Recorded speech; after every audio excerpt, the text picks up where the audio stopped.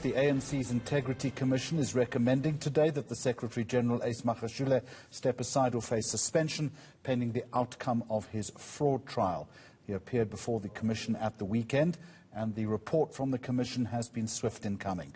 Sanusha Naidu is with us now, a political thinker with the Institute for Global Dialogue, as we react to this news today. So, Sanusha, good afternoon to you. It would seem, given the resolution taken at NASREC, that this was an open and shut case. How do you read it?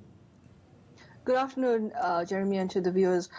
Yeah, you would see, theoretically, it would seem that they would follow the rules. The rules were there. The resolution was taken in NASREC that if there are those that have some kind of impending criminal charge or some kind of case against them, they need to step aside, irrespective of who they are.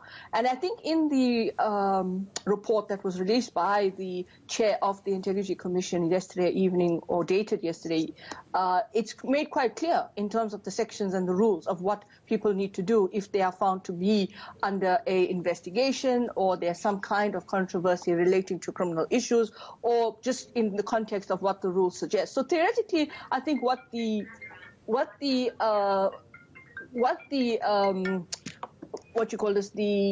Integrity Commission did was to essentially follow the rules, and they make it very clear. The question now is whether the NEC would actually follow up and implement the decision of the Integrity Commission. And this is where I think the big fight starts to happen once again.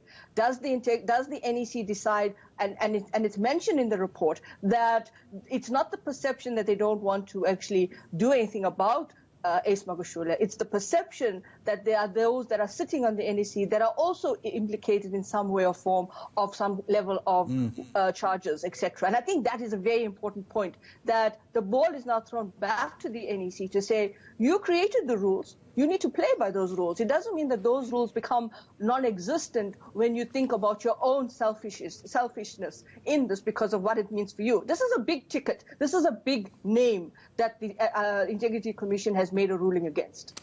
You used the words big fight.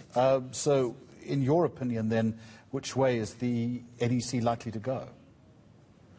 You know, I was reading the report, and I was looking at the summary of what the chairperson put together in how Mr. Magashule had presented himself and responded to the issues. And one of the interesting things he says in there, or supposedly summarized from his discussion or his deliberations with the committee, is what the NEC decides he will do.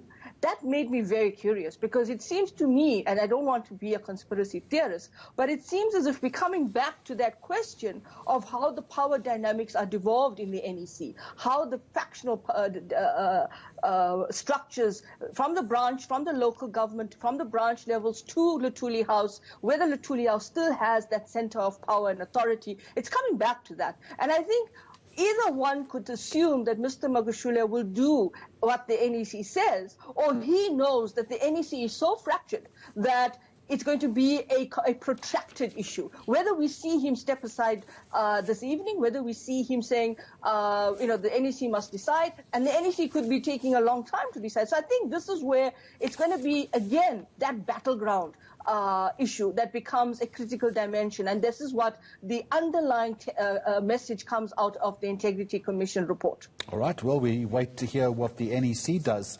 Sanusha Naidu, thank you very much indeed. Now,